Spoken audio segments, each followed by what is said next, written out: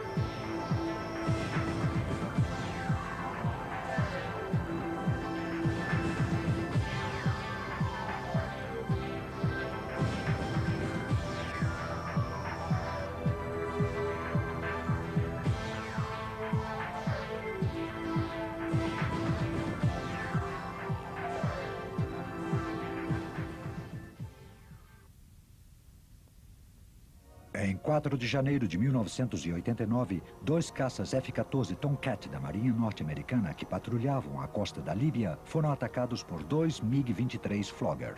Os 2 MiG foram abatidos. O vapor circunda o porta-aviões enquanto a tripulação do convés prepara a decolagem do Tomcat.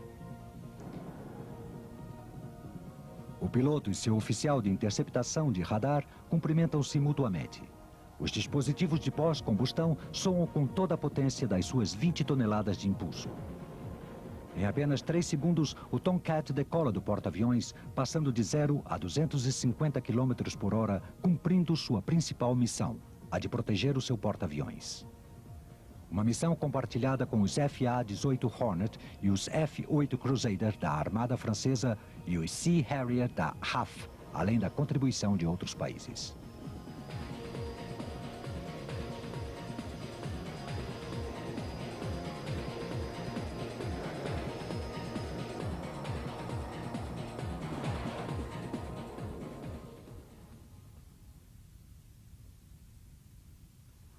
O grupo de batalha de um porta-aviões é a unidade militar mais poderosa nunca antes reunida.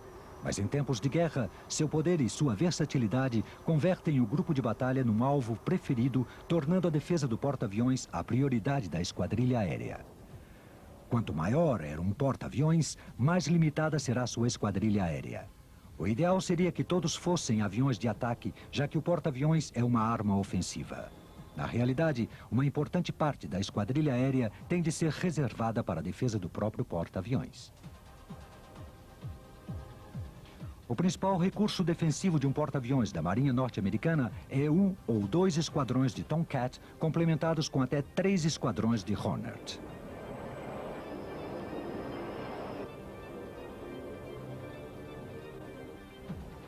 O Hornet é um caça de combate aéreo com uma impressionante agilidade, podendo realizar missões ar-solo.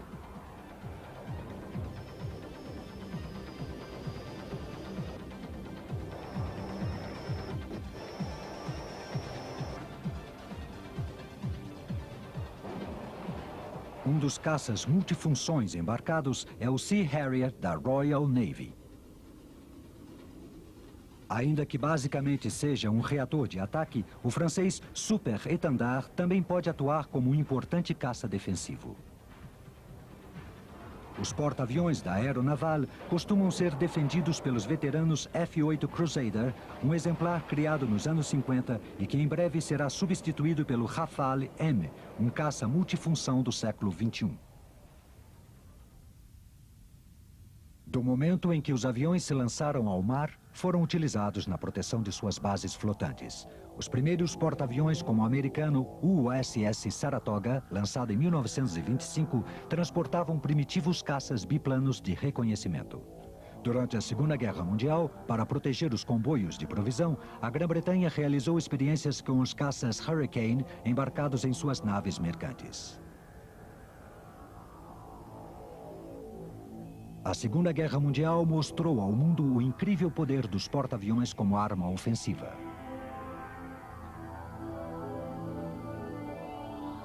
O ataque japonês a Pearl Harbor em 1941 fez com que os Estados Unidos entrassem na guerra. Nenhum dos seus 6 porta-aviões encontrava-se no porto, sendo que no ano seguinte resistiriam aos combates.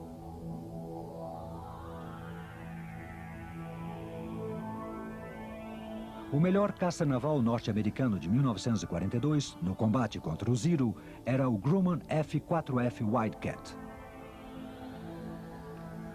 Em maio de 1942, travaram-se grandes batalhas navais no Mar Coral, como também em Midway no mês seguinte. Os Zero, Wildcat e Buffalo protagonizaram muitos combates para proteger seus porta-aviões dos torpedos lançados pelos bombardeiros. Em 1943, a má sorte se voltou contra o Império do Sol Nascente. Os caças americanos que substituíram o Wildcat e eram superiores ao Zero foram o F-6F Hellcat e o Vought F-4U Corsair.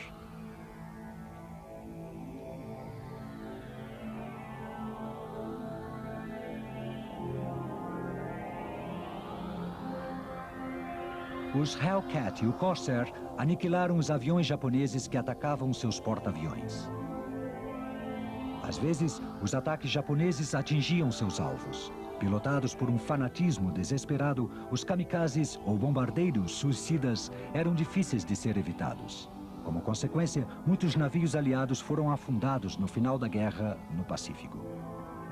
Os caças embarcados também apoiaram o avanço das tropas americanas.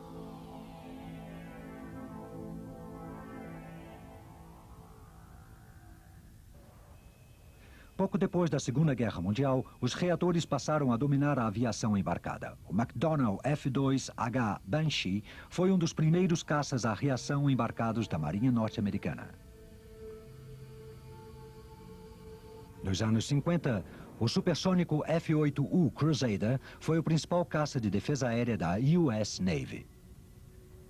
Durante a Guerra do Vietnã, o Phantom, com um pesado armamento de mísseis e um sofisticado radar de controle de disparos, combinado a uma excelente preparação dos seus pilotos, foi superior aos MiG norte-vietnamitas.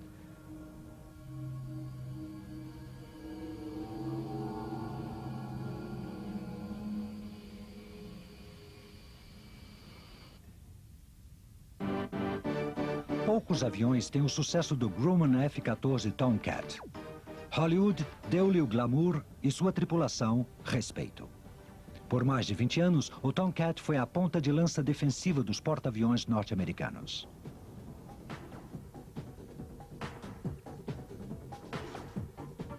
Apesar de ser um modelo bastante antigo, seu excelente radar e sua incomparável combinação de armas ar-ar o converteram no melhor interceptor naval do mundo.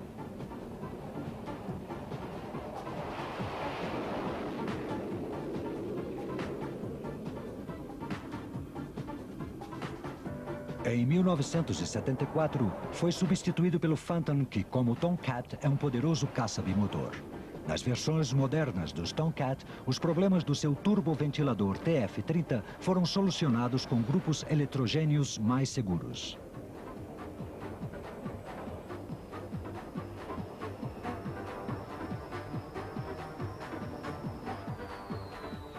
Para as missões de interceptação a longa distância no mar, são necessários 2 tripulantes, o piloto e o oficial de interceptação de radar.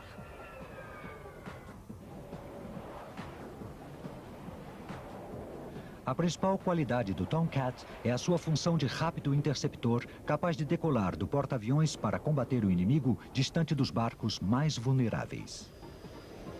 Sua missão é proteger o grupo de batalha dos porta-aviões, constituído por cruzeiros, destroyers e outros barcos, incluindo ainda submarinos que formam como um círculo protetor em torno do porta-aviões.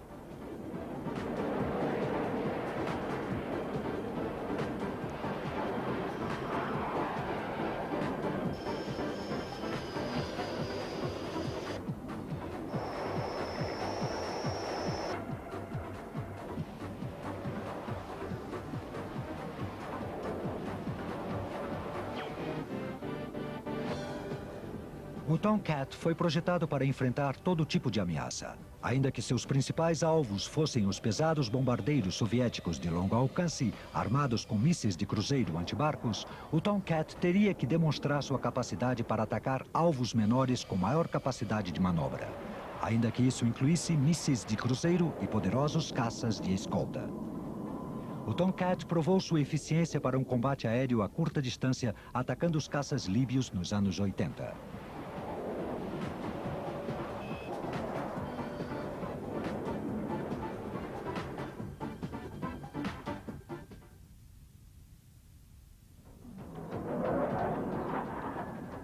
Uma nova arma amplia o raio de ação do Tomcat, o míssil RR Phoenix, com uma surpreendente capacidade, 450 quilos em peso e um alcance de 150 quilômetros. Nos ataques simulados, os Phoenix abateram um avião teleguiado que voava a Mach 2.8 a 25 mil metros de altitude e um outro do tamanho de um míssil que voava na velocidade do som a menos de 15 metros da superfície da água. Em outra simulação, os Tomcat detectaram um avião teleguiado que voava a Mach 1.5 e a 250 quilômetros. O Phoenix foi lançado a 200 quilômetros, atingindo o alvo a 135 quilômetros.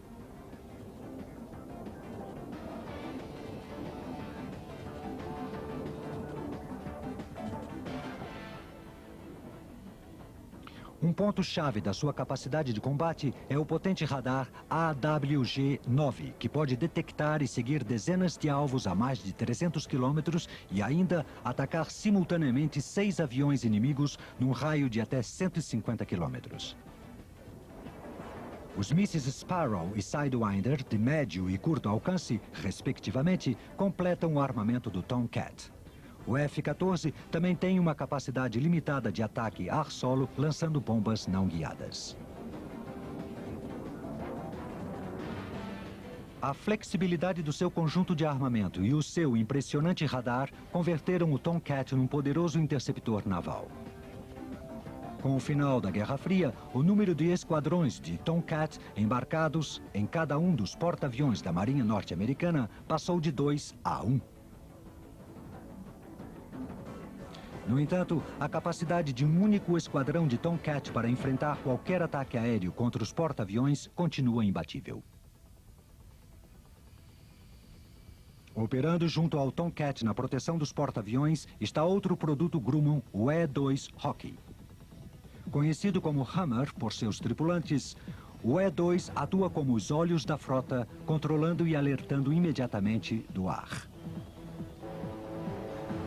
No meio dos reatores embarcados, o Hawkeye, propulsado por hélices, parece fora de moda. No entanto, é um dos aviões mais importantes da esquadrilha aérea do porta-aviões.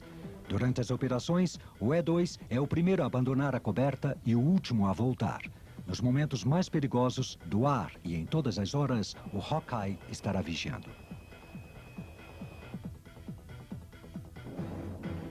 Seu ponto-chave é o radar. O APS-139, atualmente em serviço, pode detectar e se ocupar de 600 alvos volantes, sejam bombardeiros voando a grande altitude ou pequenos mísseis de cruzeiro em voo rasante. Seus sistemas passivos podem captar radares inimigos a mais de 800 quilômetros.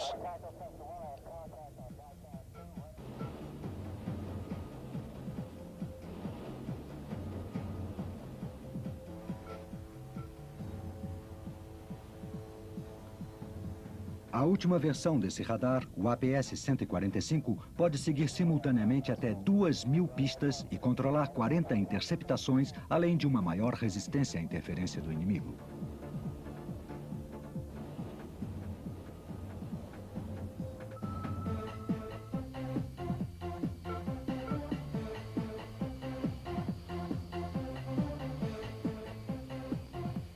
Quando o E-2 detecta um alvo desconhecido, envia os Tomcat para interceptá-lo. Por um sistema de transmissão de dados, instrui os caças e o centro de informação de combate do alvo a ser interceptado.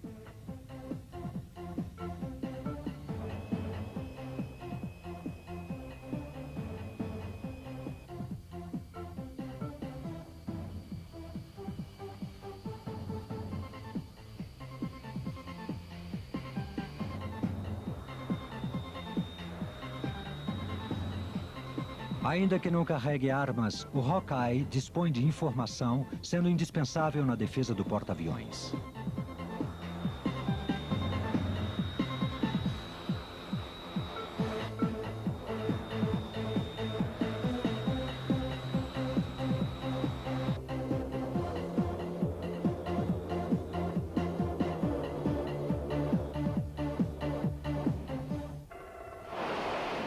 Atualmente, o multifuncional FA-18 Hornet é o avião de combate dominante a bordo dos super porta-aviões da Marinha Norte-Americana. Como caça de defesa do porta-aviões, o Hornet talvez não tenha um raio de ação tão grande quanto o do Tomcat, mas é muito mais ágil. A grande flexibilidade do Hornet lhe permite realizar simultaneamente missões ar-ar e ar-superfície.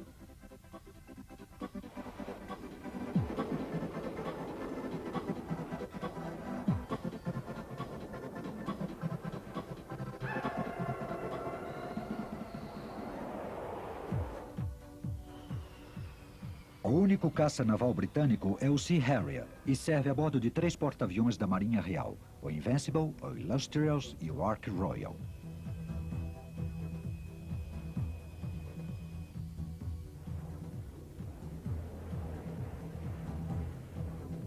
Um de seus pilotos o descreve da seguinte maneira.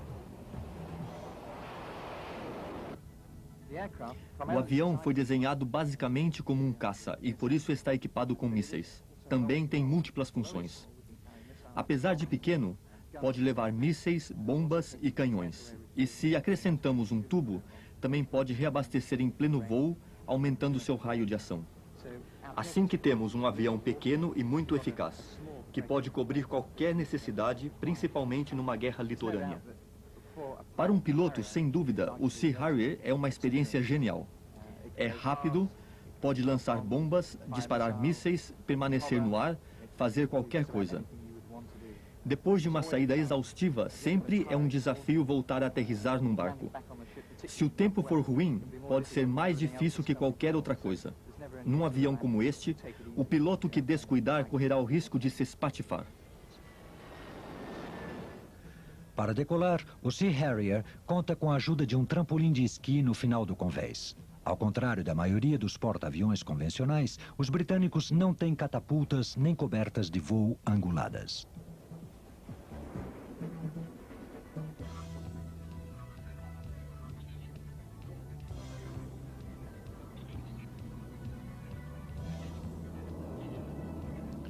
Entre os aviões de combate, o Sea Harrier é praticamente o único capaz de decolar e aterrissar verticalmente graças às suas 4 palancas de empuxe. Como disse um piloto de provas de um Harrier, é melhor frear antes e depois tentar aterrissar que fazer o contrário.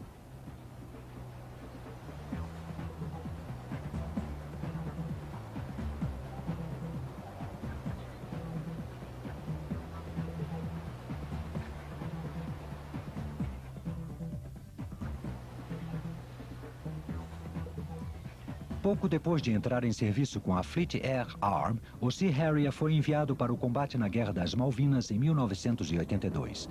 Nas perigosas condições do sul do Atlântico, o Black Death abateu mais de 20 aviões argentinos sem sofrer nenhuma perda no combate aéreo.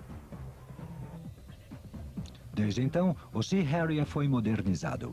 Sua última versão, o FA-MK2, tem um novo radar que lhe permite disparar mísseis ANRAAM.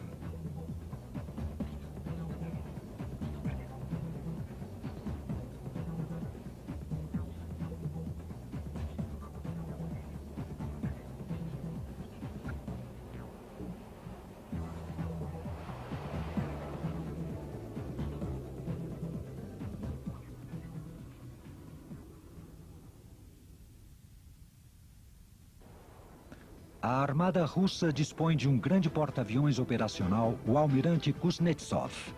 Atualmente, o único avião de combate operacional embarcado é o Sukhoi Su-33 Flanker, uma versão naval do caça da Força Aérea Russa.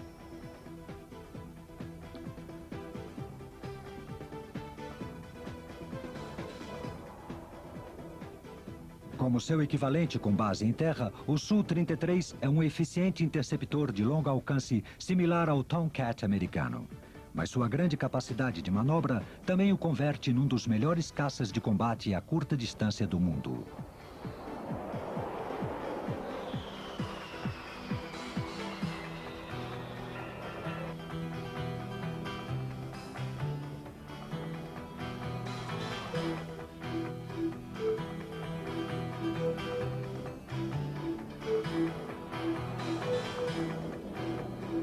As modificações realizadas no Su-27 da primeira geração incluem um gancho de detenção, asas e cauda dobradas.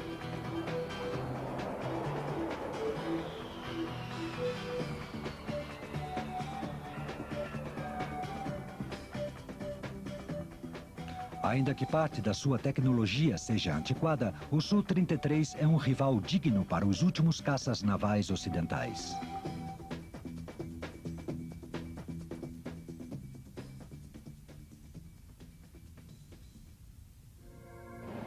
A defesa aérea dos porta-aviões franceses Clemenceau e Foch está a cargo do veterano F-8 Crusader, um caça que serviu na aeronaval desde os anos 60. Mesmo modernizado, sua capacidade de defesa de um porta-aviões nos anos 90 parece inadequada. Um exemplo é a falta de um radar de visão inferior combinado com mísseis modernos de alcance além do campo visual. A favor do Crusader estão sua capacidade de manobra, além do afeto e da lealdade dos seus pilotos.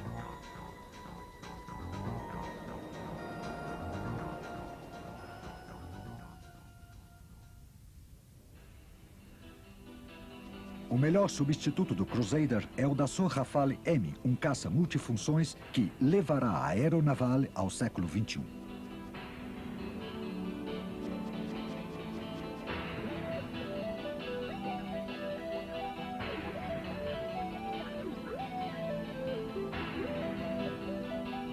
Podendo ser equipado com até 8 mísseis Mica, será o caça naval mais ágil e capacitado ao entrar em serviço no início do próximo milênio.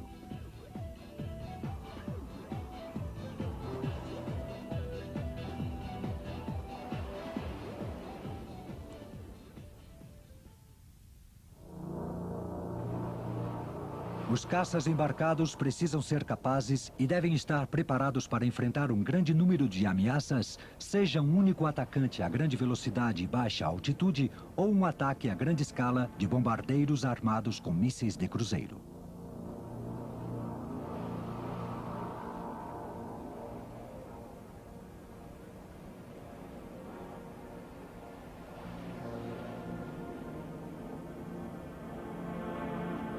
O estado de alerta dos caças do porta-aviões dependerá da ameaça.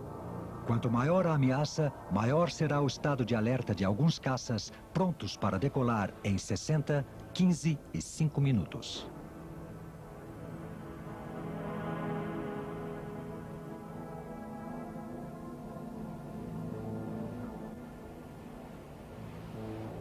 Em áreas de grande ameaça, como as que podiam ser encontradas no Mar do Norte, se a Guerra Fria tivesse eclodido, os porta-aviões estariam em alerta máxima e os Tomcat e Hornet decolariam para interceptar os aviões não identificados captados pelo radar. Nas zonas de maior perigo, duplas de Tomcat estariam continuamente no ar e sobre a ameaça, montando BARCAP, ou seja, patrulhas aéreas de proteção em combate. Junto aos Tomcat, 1 ou 2 Hawkeye patrulhariam esquadrinhando o espaço aéreo num raio de centenas de quilômetros ao redor do grupo.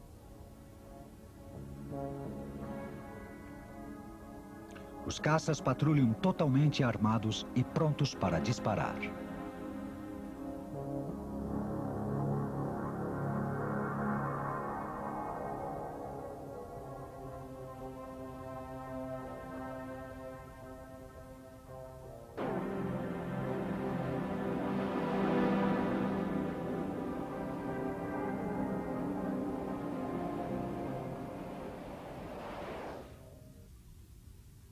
Os porta-aviões da Marinha Norte-Americana têm diferentes níveis de alerta.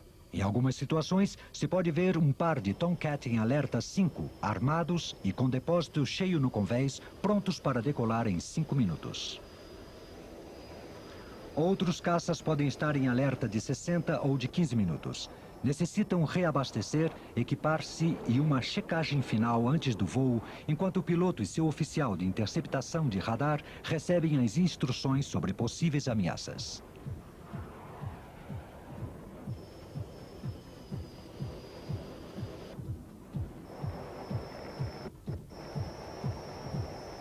A maioria das ordens da missão é dada pelo comandante do grupo, normalmente um contra-almirante, que tem seu controle de comando a bordo do porta-aviões, separado do resto do barco.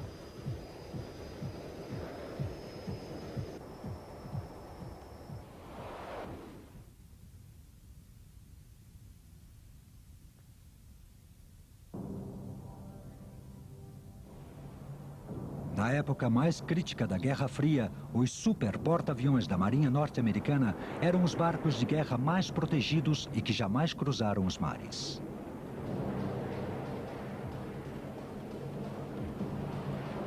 A Marinha Norte-Americana desenvolveu o conceito de defesa por capas para proteger os super porta-aviões de um ataque soviético composto de aeronaves, barcos e submarinos armados com mísseis. Protegendo a zona exterior das defesas do grupo de batalha está o F-14. No estado de alerta máximo, duplas de F-14 montam patrulhas de combate aéreo a 350 quilômetros do porta-aviões.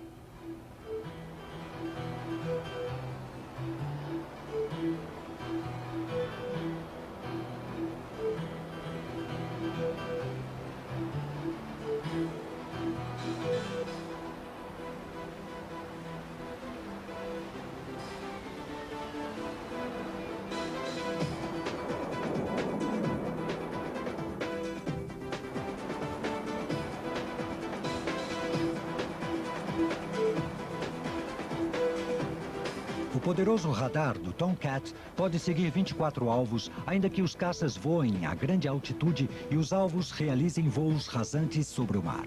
O F-14 pode simultaneamente atacar múltiplos alvos com suas armas.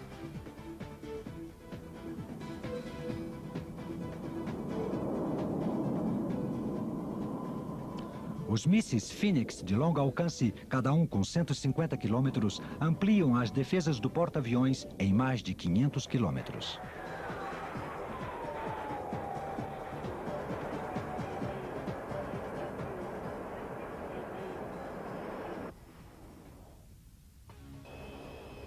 O primeiro aviso de um ataque soviético com mísseis contra o porta-aviões seria dado pelo E-2 Hawkeye.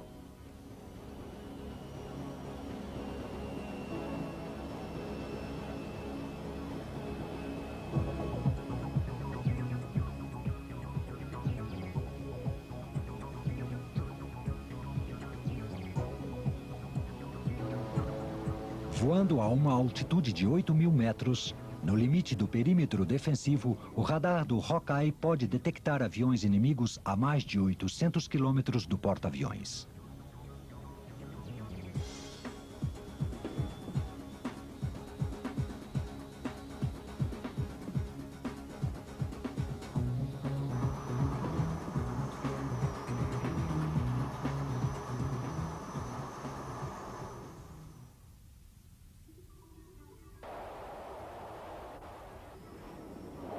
Como caça, a principal missão do Hornet é ocupar o vazio na barreira defensiva. Orientado pelo Hawkeye, pode interceptar qualquer avião que tenha despistado as patrulhas dos F-14.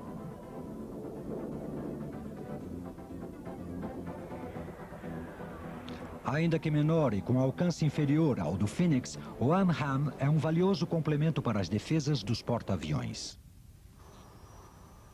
A proteção interna equivale às armas lançadas dos barcos, mísseis superficiar lançados por barcos de escolta, canhões como último recurso da defesa, além de iscas e contramedidas eletrônicas para confundir os sistemas de orientação dos mísseis.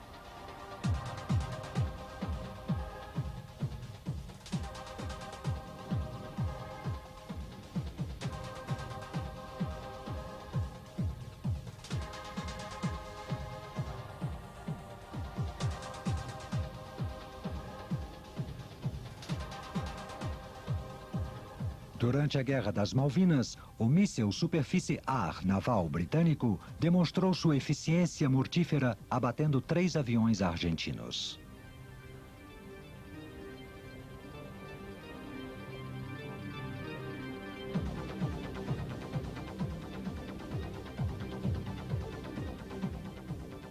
Os canhões de fogo rápido são o último recurso usado na defesa do porta-aviões. Os CIWS, ou sistemas de armas a curta distância, em geral canhões Phalanx de 20 mm guiados por radar, protegem o grupo num raio de até 2 km. A demonstração mais gráfica do poder dos caças embarcados foi a Guerra das Malvinas. A invasão das ilhas pela Argentina em abril de 1982 provocou uma contundente e imediata resposta da Grã-Bretanha.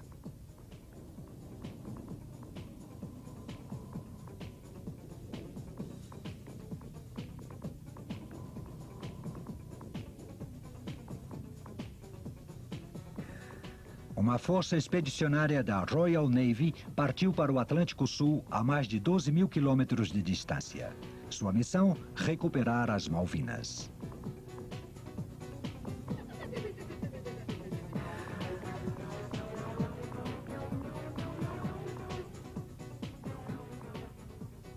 Os dois porta-aviões HMS Hermes e o HMS Invincible lideravam a frota. Ambos embarcaram um total de 20 Sea Harrier, recém-incorporados ao serviço para proteger a força expedicionária. Os britânicos seriam superados numericamente, numa proporção de 5 para 1, pela formidável aviação argentina composta pelos Super Étendard, Mirage e Skyhawk.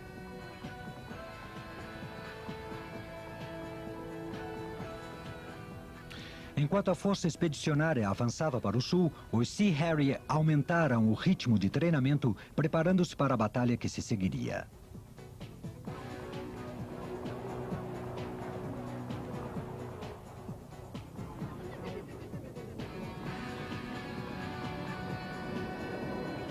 O chefe da força expedicionária, comandante Sandy Woodward, colocou sua frota a leste das Malvinas, mantendo-a afastada ao máximo da aviação argentina. Os Sea Harrier intensificaram suas patrulhas de combate aéreo.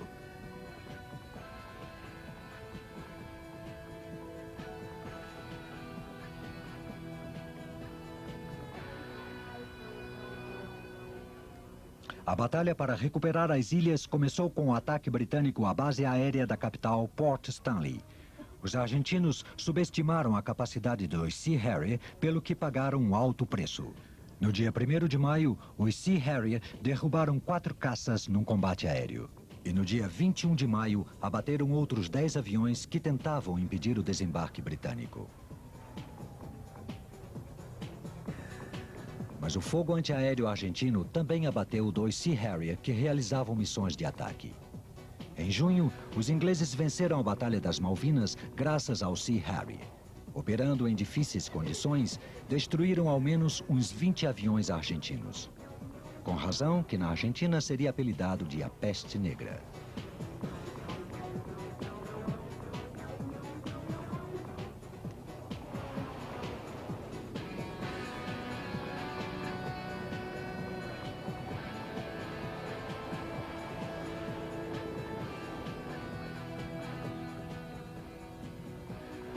Oito anos depois do seu primeiro encontro com caças libaneses, em 1981, os Tomcat da Marinha Norte-Americana decolaram novamente.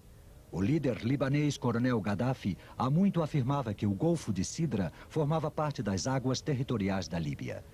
Os Estados Unidos desafiaram esta declaração, estacionando no Golfo o porta-aviões John F. Kennedy, em nome da liberdade de navegação em águas internacionais. Formava-se o ambiente para uma possível confrontação.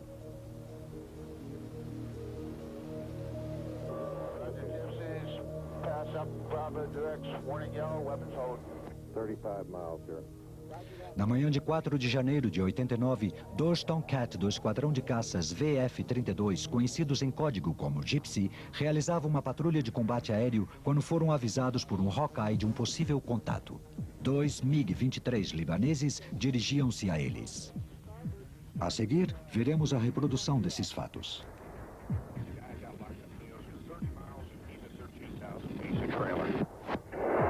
Roger that. Level off here.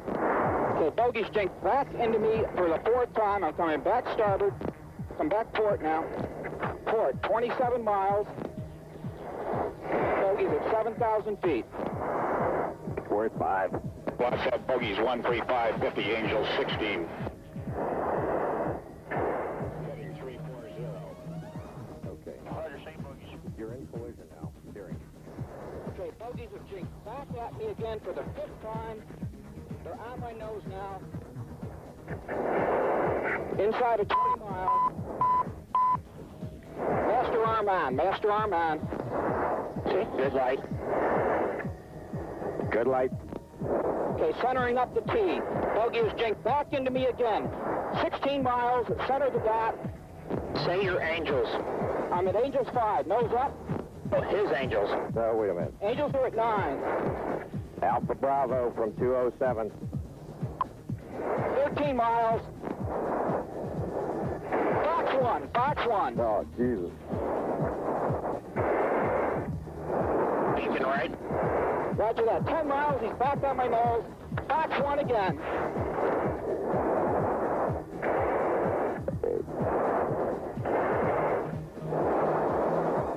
Watching him up.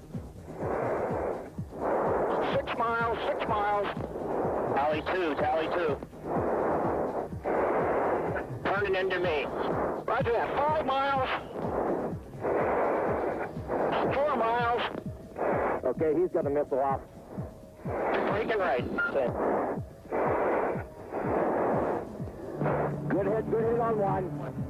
Roger that. Good kill. I've got the other one. Short box 2, short box 2. That's box 2. Coming hard, start. So fucking shoot him. I don't got a tone. Got the second one. I got the second one on the nose right now. Hey, I'm high cover on you. Get a fox. Lock him up. Lock him up. Bam! Shoot him. Box 2. I don't have a fucking tone. So what? Good kill. Good kill. Hey, good kill. Pilot ejected. Ejected out of the second one. Okay, Maestro, let's head north. Head north. Okay. Port side, high. I'm coming down hard. Roger. Roger that. Gypsies are blowing north. We're down low on the deck. Unload 500 knots. Let's get out of here. Os porta-aviões são fortalezas móveis flotantes capazes de projetar um imenso poder aéreo em todo o mundo. A missão dos caças embarcados é proteger essa potência de fogo.